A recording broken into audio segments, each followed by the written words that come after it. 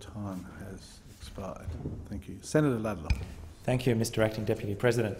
I want to speak tonight about an issue that has captured the imagination and attention of an increasing number of Western Australians, and that is the impending debacle of a new marina project, a 500-berth marina project at Point Peron in the southern metropolitan area of Perth. And what we've seen actually in recent months, and presuming senators from across the country have caught this, is that the environmental approvals process in Western Australia is profoundly broken. We have a very recent revelation that 25 projects approved by the West Australian EPA over the last decade are linked directly to conflicts of interest on the board. The board appointments by governments, originally Labor and then obviously more recently the Barnett government, appointing people who are deeply conflicted in the proposals that they sign off on and are meant to be holding on to the public interest, not declaring that conflict of interest and letting projects go ahead. And it's a huge debacle, and it has fatally undermined confidence in the environmental approvals process in Western Australia. And instead of moving to actually fix this and restore confidence and integrity in the system, the Barnett government has rushed through retrospective legislation to say, look, don't worry about all these mining projects and other projects across Western Australia. There's no conflict here, there's no corruption here. Let's just pretend that nothing happened. And legislating retrospectively in that regard is absolutely unforgivable. My state MLC colleagues Lynn McLaren and Robin Chappell have called for the dismissal of EPA board members and a structure that prevents this kind of corruption and conflicts of interest, particularly on large industrial projects where the environmental and social and economic impacts can be absolutely profound. The Roe Highway 8 extension that the federal government has blindly dropped hundreds of millions of dollars on, even though the state government appears in complete chaos as to whether it's going to go ahead or not, and the destruction of the Underwood Ave bushland.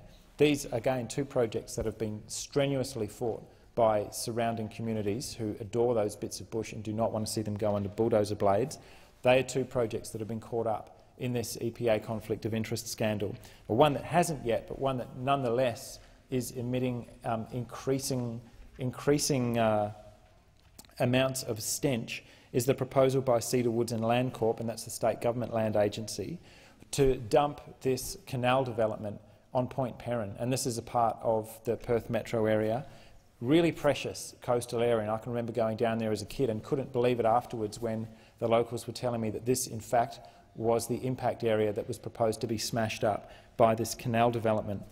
1964 agreement signed by the Prime Minister of the day and the Premier of the day, saying that this precious block will remain in public hands in reserve until the end of time, violated by both parties. Now, I've been told by Senator Cormann, who's now the responsible minister, that it's not worth the paper it's printed on. Well, a deal is a deal, and that's what the community is saying. There's no business case, and yet the proponent is allowed to claim that there'll be a $1.3 billion benefit to the area.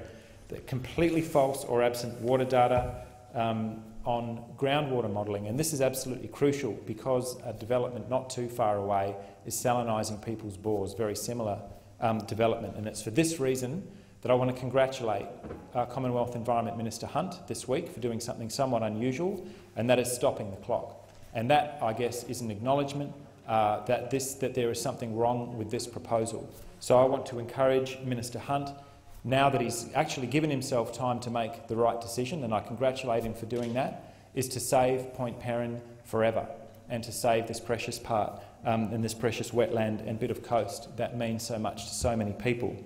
More than 10,000 petition signatures to date, tabled by Lynn McLaren MLC. We collected 520 signatures in one day at a picnic and rally held just the other weekend, attended by more than 700 people. More than 200 postcards, which I'll be personally delivering to Minister Hunt this week. This is a campaign with very, very strong community momentum, backed by good science, that has utterly demolished the economic case. That we have this $2 shell company that now claims to be able to carry the development out, which to me smells like exactly the same kind of disaster that has occurred at Port Geograph in the southwest, where the West Australian taxpayer has just picked up a $30 million tab for cleaning up the rotten seaweed that was washing up because of the damage they did to the coastal ecosystem. I met a girl called Kasumi at the rally, and she gave me this hand-drawn picture of the beach. and Lake Richmond, and that's a freshwater lake that is threatened by this proposal.